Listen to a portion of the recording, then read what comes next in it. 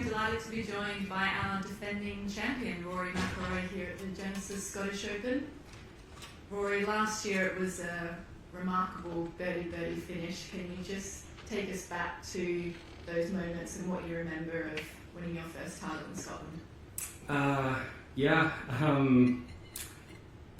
It was obviously a really windy day, and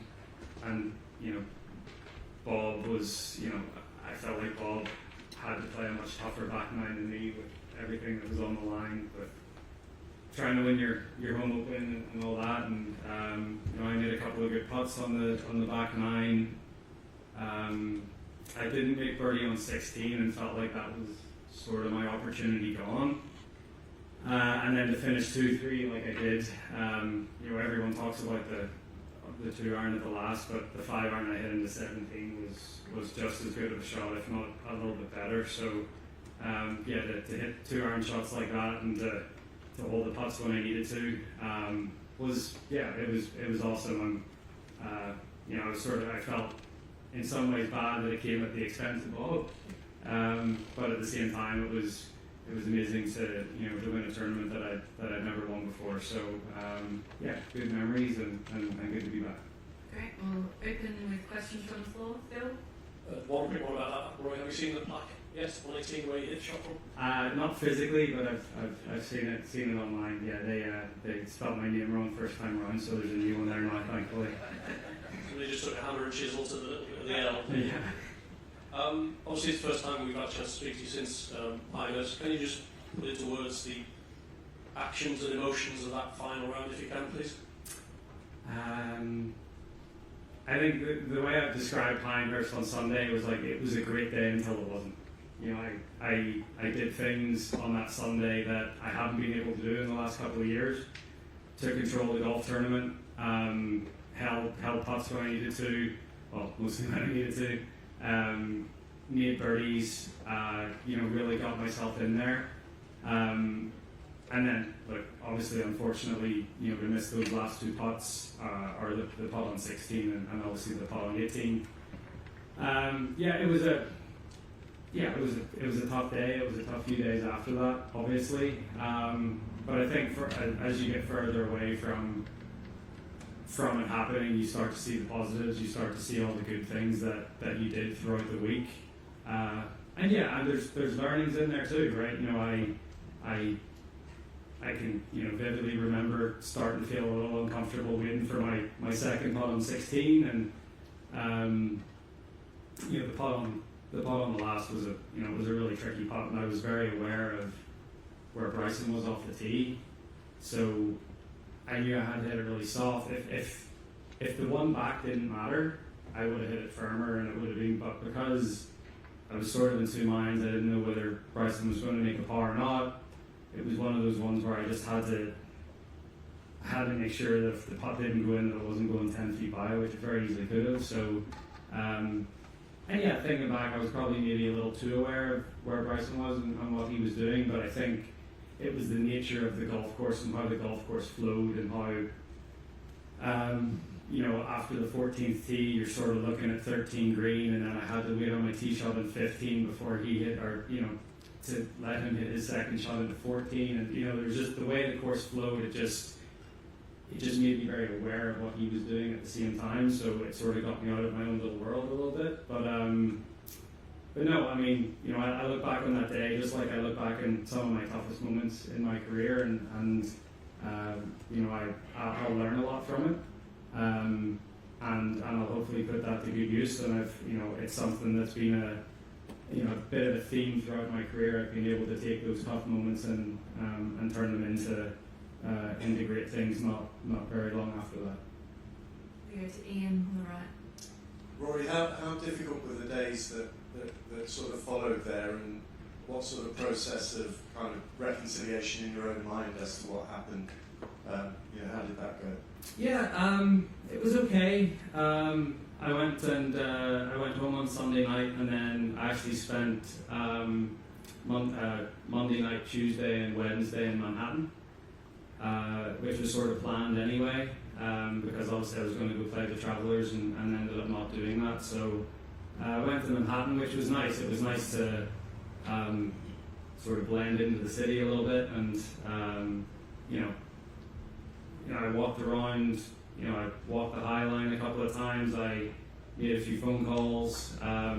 Sort of was alone with my thoughts for a couple of days, which was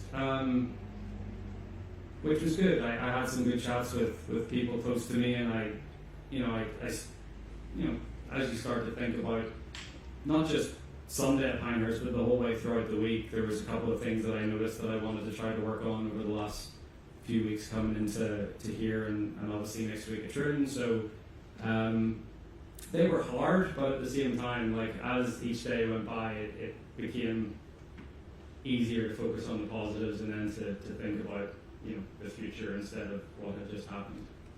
And next time when you're in that kind of position at a major on the back nine, who knows, it could be true next week, what do you think you would do differently or seek to do differently? Yeah, I mean, that's the thing, not a whole lot different. As I said, it was a great day until it wasn't.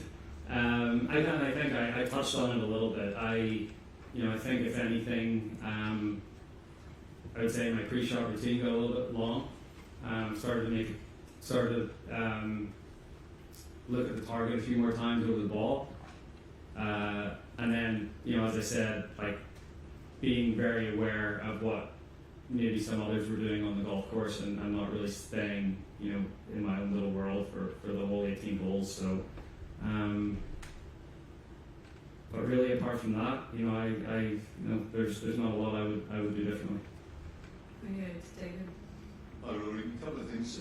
You mentioned the bounce back ability, which probably goes all the way back to 2011 US Open. Was this one perhaps the hardest to get over though? And where maybe building the tune as a shot at redemption, is that how you see it?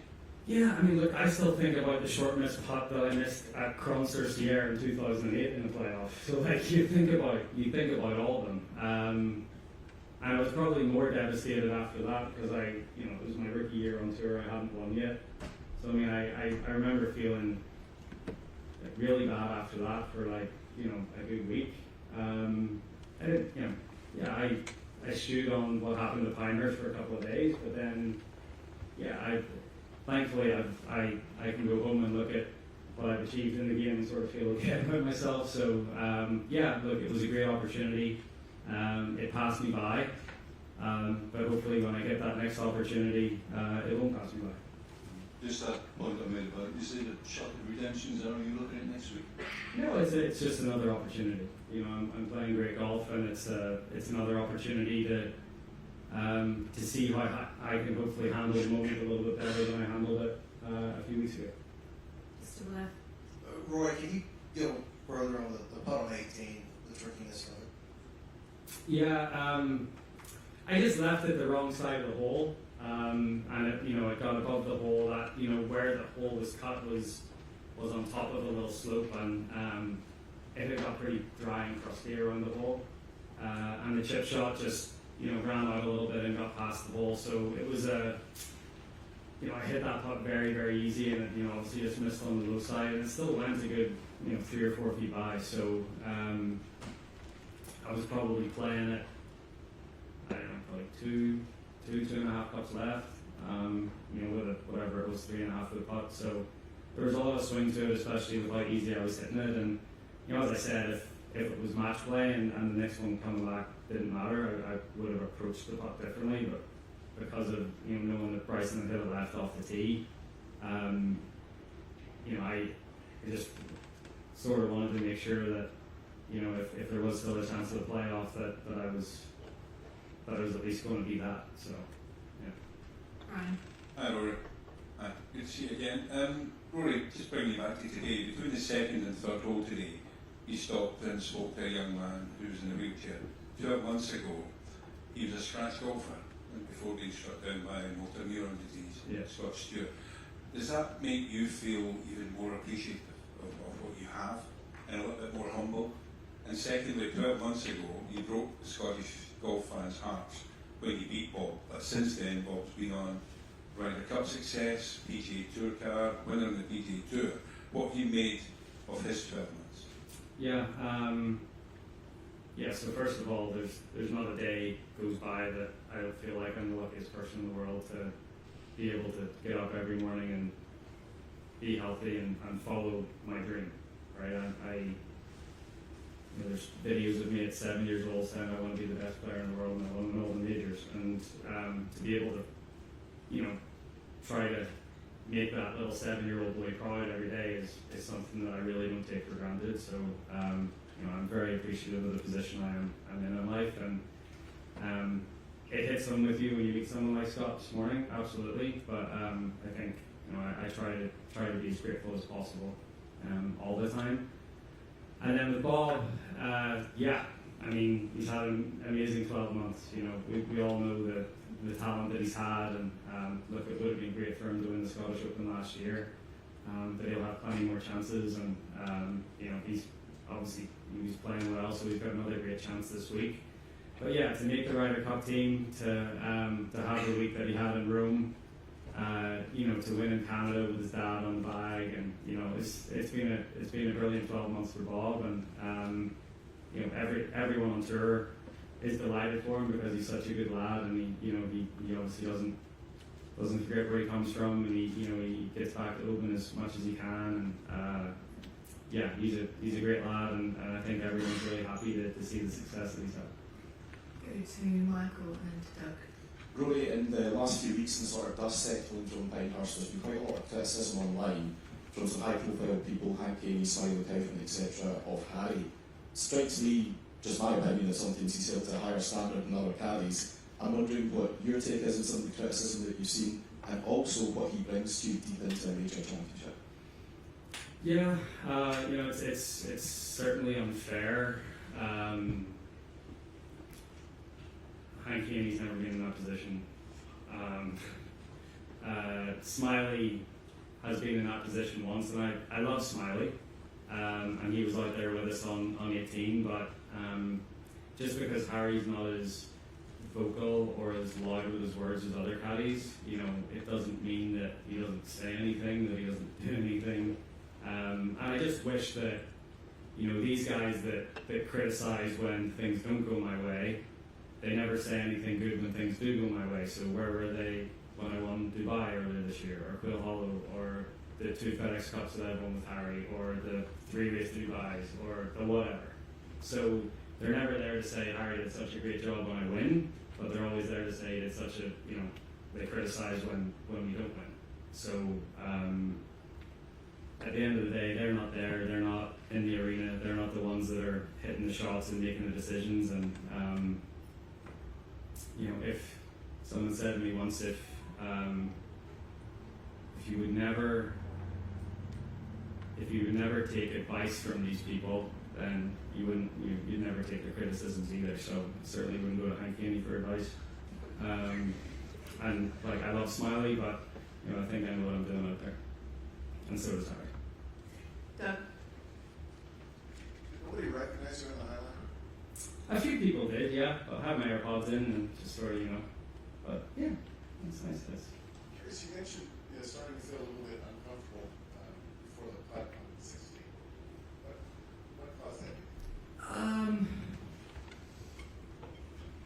I think I hit such a good putt, and it looked like, halfway down the first putt, it looked like it could have been a birdie, and then it probably ran a foot wide from where I thought it was going to finish. And then I marked it, and then Patrick was hitting his putt, and he can take his time. I'm not, but obviously greens are tough. It's the end of a Sunday at the US Open. Like, you have to be really deliberate on what you're doing. So it's like I had to wait a while to hit that second putt, and it wasn't as if it was just more, you stand there and it's hard not to either start thinking about the future or noticing where Bryson's ball is in the fairway or that sort of stuff. So, but again, that's on me to make sure that I'm in the right headspace, and I hit a decent putt on 16 with green grabbed it. I hit it, probably read it just right of center, probably started a touch left of that, probably started it straight, maybe touch left of center, and the green grabbed it and I caught the left edge. So Wasn't a terrible putt, but you know, I definitely felt a little bit of uneasiness before I hit it. Okay, we're going final question. Tom? Rory, do you have any regrets about the way you left after the round rather than staying and speaking to anyone? Absolutely not. No. There's nothing that I could have said that was not that. I mean, it would have been good because you guys would have been able to write something about it or had a few quotes from me. But no offense, you guys were the least of my worries at that point. Okay. We wish you all the best of luck this week, Rory. Thanks for your time.